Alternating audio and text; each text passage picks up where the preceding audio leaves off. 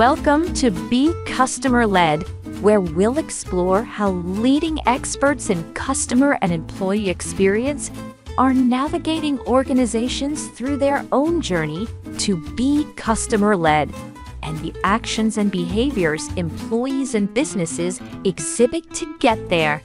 And now your host, Marbu Brown.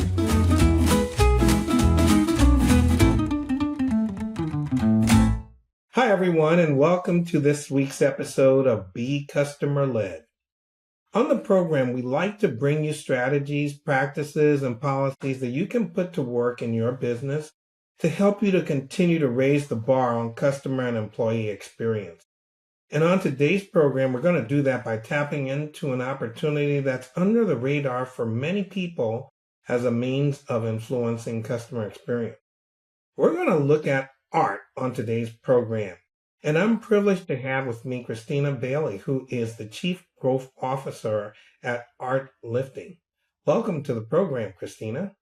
Thank you, Marbu. I am really glad to have you because what you guys do is pretty unique, and I think many people have never thought about it as a way that they could influence the customer experience. And let me ask you to start off by telling us a little bit about ArtLifting. What does the company do? What it is about? Because many people may not have even heard of it. Sure, absolutely. Well, let's go back to our founding. I would love to tell you the story of how and why we got started, which will lead us to where we are today. ArtLifting was founded back in 2013 by Liz Powers. Liz had been working as a social worker trying to help individuals in Boston who were unhoused find jobs, and found it to be incredibly difficult. People kept applying for jobs, but were getting denied employment over and over and over again. So she recognized that not everybody fits into a traditional job structure, but was unsure of the solution to try to create a more inclusive economy. In that experience, she also learned that this community was incredibly lonely. And so as an artist herself, she started art groups in shelters. And it was really to create community and connection and maybe a sense of happiness. And it was there that the light bulb went on of these individuals were creating really incredible art informed by their lived experience, but the art was ending up in the basement or closet of the shelter. And she thought, if this artwork could be seen, and if these stories could be told, that these individuals could earn an income for the work that they were already creating. So at that point, she realized that she wasn't the only person that was developing an art program for an underserved population. There were thousands of shelters and disability day programs that had created art programs. But again, the art wasn't being seen, let alone sold at national or global scale. So Liz created this platform in order to share talent at scale, but ultimately help these artists earn an income. Cool. I'm glad you shared that story with us. And even as you share it, I think about that background that you have behind you. And I believe that's a piece of artwork that one of these artists has made. Why don't you tell us a little bit about it? Yeah, absolutely. So for those that can see the art behind me, you'll see there's some unique markings and colorings. For those that can't see it, I'll describe it for you. So imagine a large white canvas with a fluid green and blue paint, and then some interesting textures and line marks through it.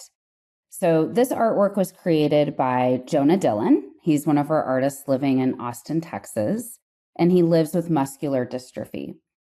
So Jonah's always been creative. He learned to draw when he was young. I think about the age of 5, he really took to art. But as time went on, he lost the strength in his muscles. And this form of art kind of came as a happy accident. where Jonah spilled some ketchup on the ground and ran it over with his wheelchair. And he thought, well, that's kind of fun. And that looks kind of interesting. And so that led to this creative practice of putting a paper or canvas on the ground, pouring paint onto that paper, and then using his wheelchair in order to create these lines and textures that end up creating this interesting piece. It's a beautiful piece of art. And for those who are accustomed to consuming this program by just listening to the audio, I'm going to encourage you to, try to get over to YouTube and watch this so you can see the beauty of the art piece that Christina just described. But Christina, one of the things we love to do at the beginning of our program is to give people an opportunity to get to know our guests, not by me talking about them, but by them sharing a little bit about themselves. So why don't you take a few minutes to tell us about your journey and how you came to be the Chief Growth Officer at ArtLifting? Yeah, absolutely. Thanks for asking. I've always been impact driven. And in my career, I've searched for that in different ways. I early on worked for a Fortune 15 healthcare company, therefore wanted to help improve the experience for patients and clinicians. I then went and worked for a large nonprofit. In that role, I was trying to help create access and resource in the cancer community. So I had experience working for both large for-profits and nonprofits. And I knew I wanted to continue to make an impact and was continuing to search for the best way to do that. So ArtLifting had gotten picked up by some terrific accelerator programs early on. ArtLifting went through the Harvard Innovation Lab and Mass Challenge, and that's actually where our paths cross. So I met Liz at Mass Challenge, and I just fell for her model. Again, having spent my career in both nonprofit and for-profit companies, here was Liz who had created a business model I hadn't even heard of. ArtLifting is a public benefit corporation, which means we're a for-purpose, for-profit. And Liz and I share this belief that you don't have to compromise between delivering value from a business standpoint and making a social impact. So again, the whole premise is that you can deliver that real business value and a real social impact at the same time. And I just believed that throughout me. It's really personal for me too. My sister lived with disabilities, and throughout our lives experienced how the world just really misunderstood her and undervalued her. So this work hit close to home for me. Well, thank you for sharing that. And I think it's really helps to bring the whole thing to life for us. This is definitely something impactful. So when you joined ArtLifting in 2017, what was ArtLifting trying to solve, and how has that challenge evolved since then? Sure. So the core problem that we were solving and really still is that disability is an economic justice issue, and it's one at massive scale. There are more than 70 million American adults living with a disability. It's a lot of people don't recognize this, but it's the largest minority group in the country, and it's the only one that any of us can join at any moment.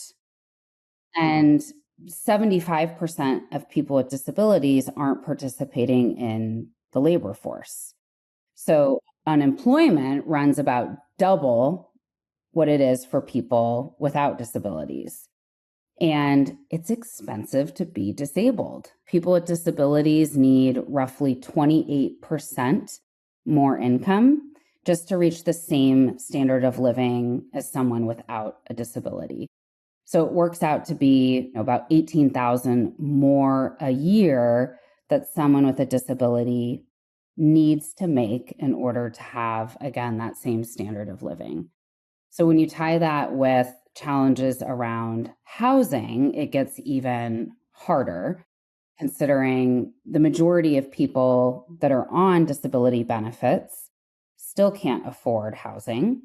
And if you look at the community of people who are unhoused, I believe 60% claim that they have a disability. So you really can't take these challenges apart from each other.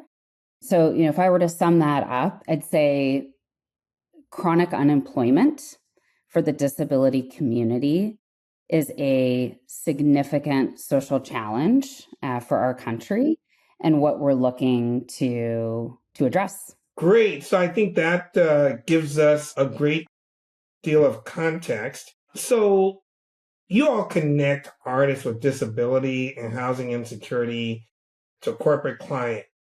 How do you explain the business case for working with these artists to a company that doesn't already have like a business purpose for investing in art on their radar or doesn't have a social impact for disabled or housing insecure on their radar?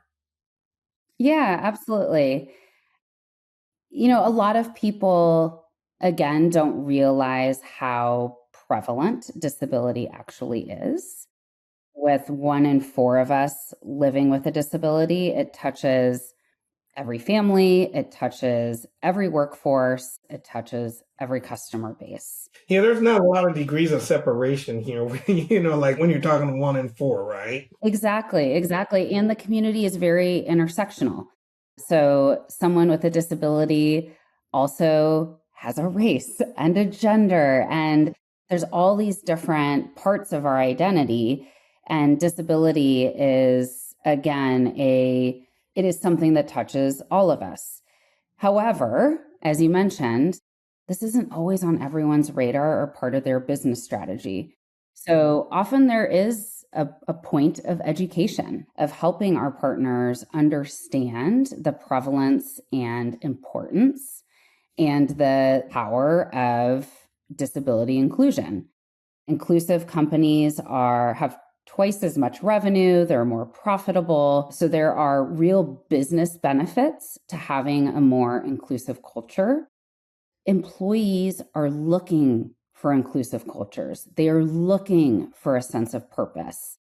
And so there are several different ways that we are talking with our partners about how do you attract employees? How do you engage employees? And how do you retain them? And there's, of course, several different strategies for this.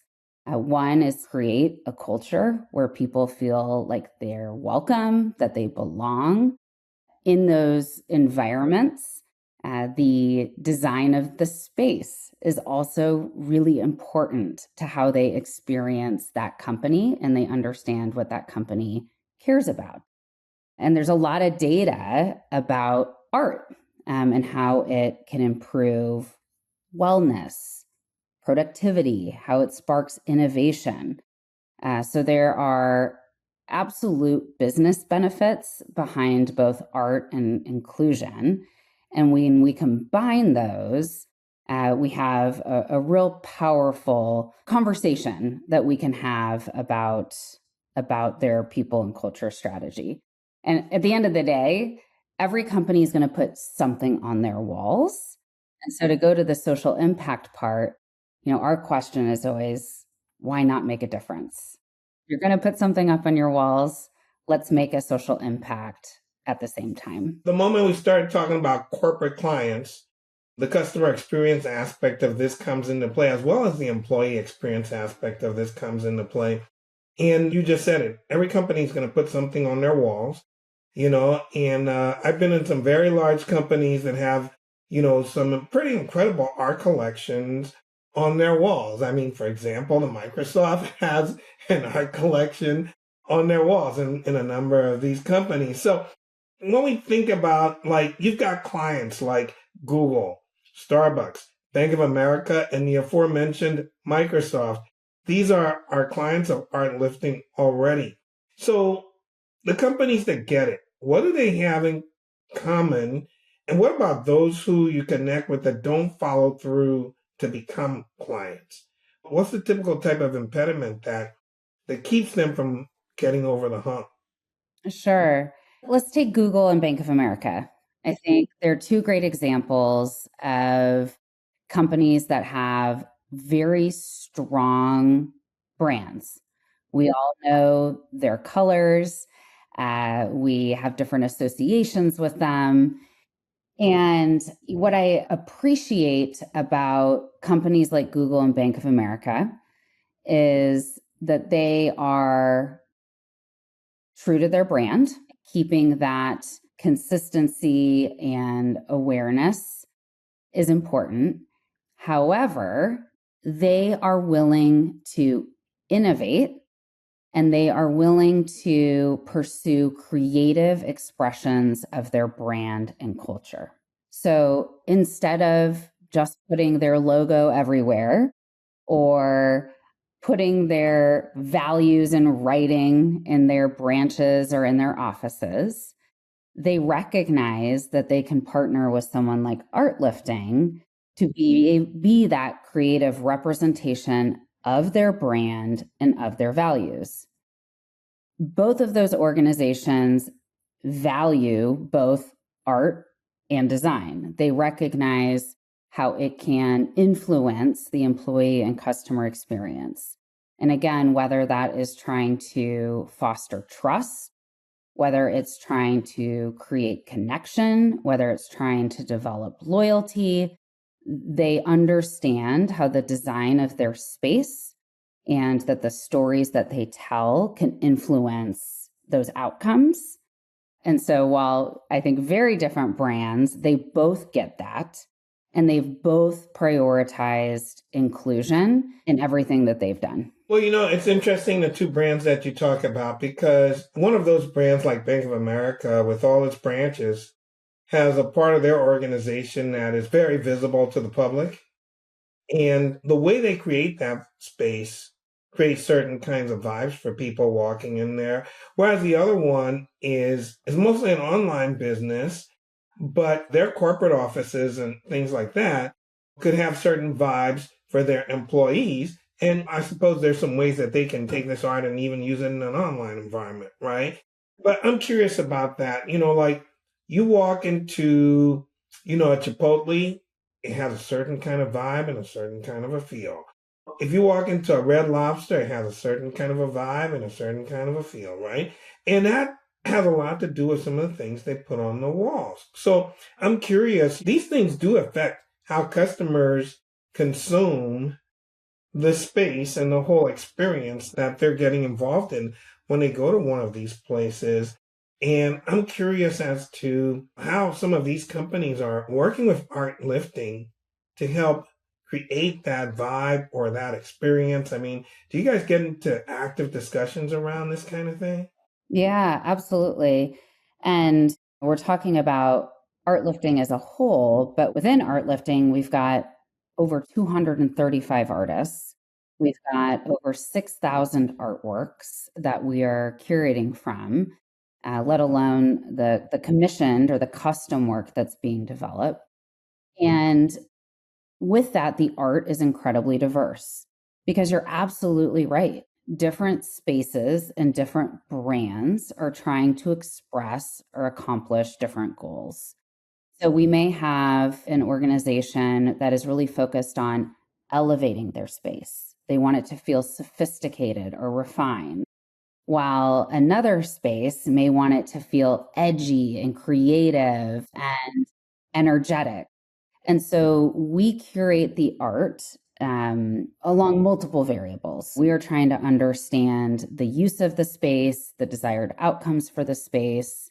We're incorporating the design strategy, the company values in order to place the right art in the right format to accomplish those goals. I think what we see consistently is that art, especially art with a story, so with ArtLifting, with any installation, it comes with a plaque with the story of the artist, because both art and story spark conversation and connection. Yes, And they I do. think that's really where we see something really special happen. Of when you mentioned public facing spaces, we've heard stories of customers at Bank of America who are standing in line waiting to see a teller or a financial services specialist. And you hear them start talking about the art on the wall.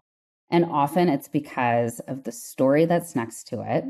And all of a sudden, there's a shared experience. And we see this both in more public facing sites and in the workplace, where maybe people before weren't sharing that they had a son or daughter with a disability. Maybe they have Down syndrome, or a parent with MS, or a sister with schizophrenia. These are conversations that many of us haven't willingly shared about our lived experience. But when it's in the space, it creates this platform for connection and shared understanding, and in general, just for broadening people's perspectives about talent and value.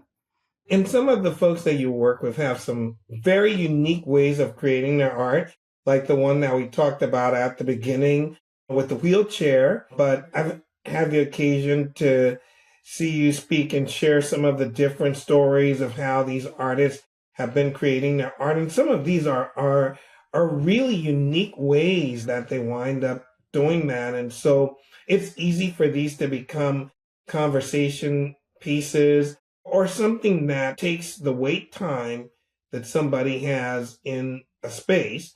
Could be in a branch, could be in a restaurant, could be waiting room, where, like you said, it creates a platform for connection, and it changed the whole vibe of that wait time, so that the people who are waiting don't even feel the time passing by, right? Which is a positive thing for customers. And so you honed in on the employee aspect of that, how people might have some experiences with that.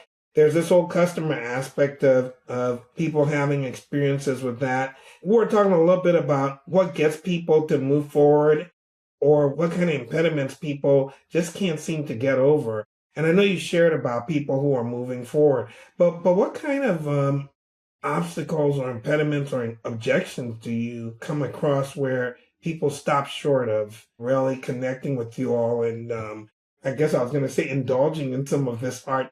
In a form, it is an indulgence, but yet it's also really an important practice that they're using from a business perspective as well. Yeah. I mentioned this a little bit before when talking about Google and Bank of America, but sometimes our biggest competition is just branding itself. So for those companies that maybe overly rely on the use of their logo, or they are very committed to the specific brand colors, or Okay. they'd rather use words instead of art in order to express their brand and culture. So sometimes that is one of our biggest barriers of how do we get them to evolve in their thinking about how to express the brand and create that understanding of the brand and the stickiness of the brand. And so we have to educate people on the power of art, the power of storytelling, and what people are really looking to experience in their space. So let's pick up on that, because I want to ask you, do you have a favorite story, or maybe a couple of stories, about how an art piece or a featured artist story helped to inspire a viral connection with the community or with customers for one of your clients at a particular business location? Sure. There are so You got many. so many There are so that. many. I think a lot of the artists' innovative practices really open people's minds and, again, create that understanding of the innovative talents of the community. So you may remember one of our artists, Mia Brown. She's an entrepreneur. She started her own art studio in Northern California, and she's living with cerebral palsy. So she has limited use of her arms and legs. and has developed this adaptive practice where she attaches a paintbrush to her helmet. And therefore, she just moves her head down to the paint and onto the canvas to create her work. And one of the pieces that she created is a piece called White Flowers. And it's very colorful. It's reminiscent of time that she spent at her grandmother's house, looking out the kitchen window into the garden. And it's been amazing to see how when people learn about ArtLifting for the first time and they see her artwork and they understand her story, how all of a sudden someone wants white flowers in their space. It even led to, we did a collaboration with Jansport, and white flowers was put on backpacks and adaptive waistbands. So Mia's story has been one that people share and share and share with each other. And White Flowers is a piece that people remember ArtLifting by because of that. But Mia's not alone. We have, as I mentioned, artists who are using the wheels from their wheelchair to create texture in their work. We have artists who use voice recognition software to create their work. We have an artist, Eric Jensen, who recycles old computer keyboards to create his work and to communicate. He was born deaf, and so art has been a way for him to communicate. And Amazon is one of our clients who acquired his work. And you can see employees looking for the hidden messages in his work through those computer keys. So there's story upon story upon story. We have several clients who are in the healthcare space, whether in life sciences or in clinical care. And often we are curating artwork created by individuals whose disabilities align with their research and therapies. And so those are really meaningful moments for those companies when they're able to represent the populations that they're serving through their work. Yeah. So one of the things we talked about at the outset was this whole notion of impact. How do you measure the impact of these corporate relationships, both for the artists and for the companies that you work with? And I mean, we've kind of been, putting some stuff together around that already, but talk to me about that a little bit more. How do you measure that impact? The number one metric for impact is income for our artists. So that is the foundation. And with that comes financial independence and stability that we're looking to measure as well. We measure with our artists how they use that income to understand the importance of it. So consistently, we've seen that our artists are using their income to pay for their housing, their health care, food, clothing, and dependent care. Basic necessities. Exactly. Absolutely. They're necessities. Outside of that, we're looking at what income does for people, but also validation. So 79% of our artists say that the money from their art sales reduces their anxiety. 90% say that it helps them overcome barriers to selling their artwork. I think what a lot of people don't understand is how exclusionary the art market is.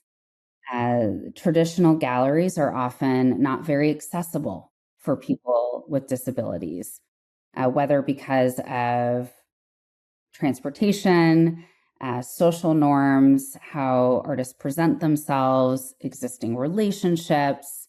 Even stimulation in space can often be a barrier for an artist. But then artists have just general barriers of having space to create, being able to afford supplies. So there are many impacts on the front side from a professional development standpoint. Then once they're able to sell their work, again, reducing the anxiety, but increasing their confidence and motivation. 98% of our artists say that selling art through ArtLifting has increased their confidence. And therefore, 86% of them feel inspired to take on new challenges. So there's this just ripple effect of confidence and momentum and possibility due to feeling valued and validated. If your work's been sold, it can be sold again, right? Giving them that boost, that confidence, and frankly, like you said, with income, to the extent that this enables them to be independent, that's huge because, that's the impact that this was designed to create in the first place. Now, on the company side, what kind of stories do you hear from the companies that you're working with about the impact that this is making? I'm sure there's many, many more stories like white flowers, but what kinds of stories do you hear from the companies? Yeah, we're very proud of, I think our NPS score tells a lot just of their experience and the experience that they're having with ArtLifting, but the quality of the product that they're receiving and the artists that they are experiencing. So we're happy to have a 9.7. With our clients, often we're hearing, just like you said, it's the stories. Whether it's the feedback that they're coming back to us saying delight and surprise that their employees experienced, or we often are featured in our clients' ESG reports, part of their social impact strategies on their website, or they may be even getting PR through the partnership with us because of their intentional purchasing. I'll say this is something that we want to get better at. We want to understand the real data behind the impact of ArtLifting in these corporate, residential, and public spaces. Looking forward to going deeper with our clients to really understand the measurable impact on our customers. Great. Yeah. As I think about it, I just see how these pieces can create these viral connections with the community. And I certainly think that's an impact for those companies that you work with. What do you see as the biggest untapped opportunity for art lifting in the next few years? I think one is leasing art. We have several clients who rent artwork from us, but are surprised when we share that as an offering. There's a real shift happening. We're seeing a lot of companies are signing shorter term leases and in general looking for flexibility. Due to how volatile the landscape has been over the last 5 to 6 years, companies have quickly realized how their space strategies have changed, their real estate strategies, Yeah. how design has evolved, and how people are working and living has evolved. Therefore, leasing artwork is a real powerful solution to have flexibility, yet still be able to enjoy artwork and have it be part of the design strategy. From an impact Really more standpoint, variety too, right? You can rotate things exactly. in and out and yeah. And from an impact standpoint, it's very impactful because it creates recurring, dependable income for our artists, which is exactly the type of stability that we want to see for the artist community. I think another untapped area for art lifting has been sculptural and dimensional work. There's a lot of demand for that. People are looking for something that's more experiential. So, yeah, it's been fun to partner with our artists and our team to let these talents shine and get creative and how we can deliver these experiences to our clients. Then, from an industry standpoint, I think healthcare continues to be not an untapped market, but maybe an under-tapped market. You may have seen this, but there continues to be incredible real estate growth from a healthcare standpoint and diversity in the types of healthcare spaces that are being developed. And these are spaces where art does something profound. where we are able to truly impact the patient experience by creating those personal connections, by delivering artwork that resonates and creates or contributes to how people heal. And, if we think about some of the staffing shortages and challenges in healthcare, it's important on that side too, that we're designing spaces that people can enjoy and appreciate. So seeing our artwork in those spaces, I think will become more and more prevalent as time moves on.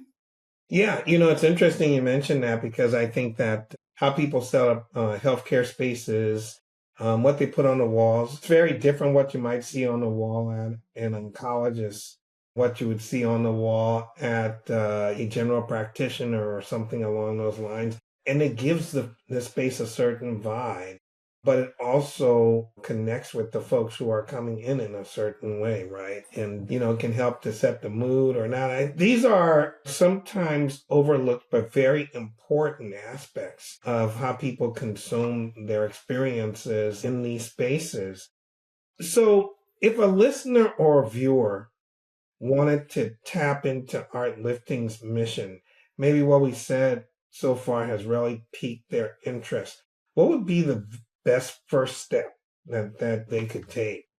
Yeah, it's easy. You'd go to our website. Our website is artlifting.com. You have the ability to sign up for our newsletter. You can read our blog, follow us on social. And this is where we're sharing artist stories. We're featuring client case studies with real photos of their installations. And we share a perspective on the market in order to, again, try to continue to deliver value to companies that are navigating the evolving landscape. So if you're just curious, you'll quickly get a feel for the artwork. You can start to get to know our artist community and read their stories. And if it sparks action, then of course we'd love to talk, and it's easy to find us through our website. Yep. So for those who are watching the video of this, you'll have the information at the bottom of the screen. For those who are listening to it, you'll have it in the show notes. But for us to wrap up, Christina, why don't you give us one more artist story? Somebody who's creating art in a really unique way. Give us one more story for us to wrap up on. Absolutely. Amy Hoffman is coming to mind for me. Amy was a marketing professional when she had the unexpected onset of a rare neurological condition. So Amy found herself in the hospital and all of a sudden paralyzed. Clearly, her life changed almost overnight. When she was in the hospital as part of her recovery, she was doing art therapy.